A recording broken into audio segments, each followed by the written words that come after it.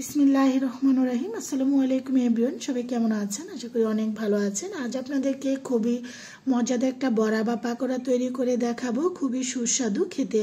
সেটা হলো কলার মোচা বা থোড় দিয়ে। আর এটার ভিতরে কিন্তু খুবই পুষ্টিকর বিভিন্ন ধরনের খনিজ উপাদানে ভরপুর থাকে এই কলার মোচাটার ভিতরে। এটা দিয়ে কিন্তু নানা ধরনের বড়া, পাকোড়া, তারপর না সে যে কোনোভাবে রান্না করা খাওয়া যায়। এটা শরীরের জন্য অনেক উপকার। তবে আজকে আমি বড়া বা পাকোড়া তৈরি করে দেখাবো, খুবই মুচমুচে বিকেলে চায়ের আড্ডা পরিবার পরিজন নিয়ে সুস্বাদু এই রেসিপিটি উপভোগ করতে পারেন। আশা করি সবারই ভালো লাগবে। লোভনীয় আজকের এই পাকোড়া বা বড়া রেসিপিটি। আমি এখানে একটা কলার থোর বা মোচা যেটাই বলুন না কেন, যে নামে ডাকে, তো গ্রাম বাংলা আসলে এটাকে বেশি থোরই বলে থাকে। তো আমি এখানে থোরের সাইডে থাকে আর কি পাতার ভিতরে এগুলো মোটা একটা ডাটা আছে আর এরকম একটা পাতলা ইয়া থাকে। এটাকে টান দিয়ে বের করে নিব। প্রত্যেকে এভাবে করে সবগুলো বের করে নিয়ে তারপর একদম কুচিয়ে নিয়েছি। কুচিয়ে আমি এখানে একটু কুসুম গরম পানি আর হলুদ দিয়ে ভিজিয়ে রাখলে আর কালো হয় না আর কি।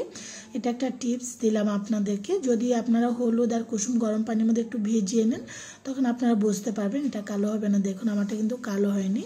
এখন আমি কিছুক্ষণ ভিজিয়ে রাখার পর তারপর এখন নর্মাল পানি দিয়ে এটাকে ভালো করে ধুয়ে নিব। তবে এটা সিদ্ধ করার কোনো প্রয়োজন নেই। তো এই যে পানিটা ভালো করে ঝরিয়ে এখন আমি যা যা উপকরণ দেবো সেগুলো মিক্স করে নিচ্ছি এক এক করে। প্রথমে এখানে আমি হাফ কাপ পেঁয়াজ কুচানো দিয়েছি। পেঁয়াজের পরিমাণটা আপনার কম বেশি বাড়িয়ে দিতে পারেন, চাইলে আলু কুচিও দিতে পারেন যদি পছন্দ করেন। এখানে দিয়ে দিচ্ছি হলো রসুন বাটা।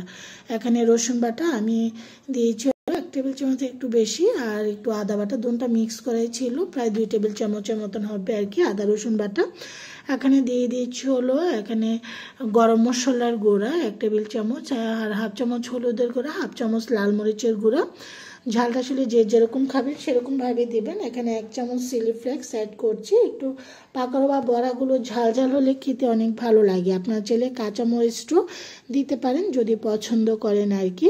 এখানে বাইন্ডিংয়ের জন্য বেসন অ্যাড করছি। এই বেসনটার মধ্যে আমার চালের গুঁড়া মিক্স আছে। চালের গুঁড়াটা দিলে এটা কিন্তু আরও বেশি মুচমুচে, আপনি দীর্ঘক্ষণ রেখে খেতে পারেন। উপরটা একদম মুচমুচে, ভিতরটা সফট থাকে। আমি এখন প্রত্যেকটা জিনিস ভালো করে মাখিয়ে নিয়েছি। আপনার চাইলে ধনেপাতাও দিতে পারেন, কাঁচামরিচ, আমি কাঁচামরিচ দিয়ে নিই। আবার এখানে চিলি ফ্লেক্স এবং গুঁড়াটা দিয়েছি। এখন আমি বড়া বা পাকোড়াটা যে শেপে বানাবো গোল আকারে এভাবে করে সবগুলো বানিয়ে একটা প্লেটের মধ্যে আমি রেখে দেবো। আপনার চাইলে ফ্রোজেন করেও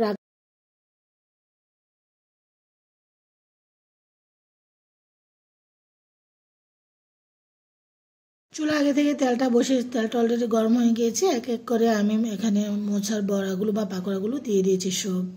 তা আমি এখন চলে এসেছি মোচার বড়া বা পাকোড়াগুলোকে এখন উল্টিয়ে নেওয়ার জন্য। খুব সুন্দর একটা কালার অলরেডি চলে এসেছে। আপনারা চাইলে মোচার বড়া বা পাকোড়াগুলো হালকা ফ্রাই করে আপনার নর্মাল ফ্রিজে 1 সপ্তাহ বা ডিপ ফ্রিজে অনেকদিন পর্যন্ত সংরক্ষণ করে খেতে পারেন। আমার মোচার বড়া বা পাকোড়াগুলো হয়ে আসছে, এখন উঠিয়ে নিই। বড়াগুলো একটা স্ট্রেনার করে উঠিয়ে নিয়েছি। তেলটা ছাড়িয়ে আপনার চাইলে টিস্যু উপরেও রাখতে পারেন। বড়াগুলো আমি এখন সার্ভ করে নিয়েছি। আপনাদেরকে ন্যাচারাল আওয়াজটা শোনাবো কতটা মুচমুচে হয়েছে। আপনার যে কোনো সস বা চাটনি দিয়ে উপভোগ করতে পারেন। আশা করি সবারই ভালো লাগবে।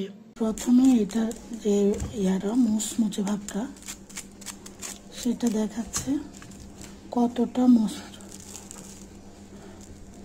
ভিতরেরটা দেখো। আমি একটু খেয়ে দেখাচ্ছি।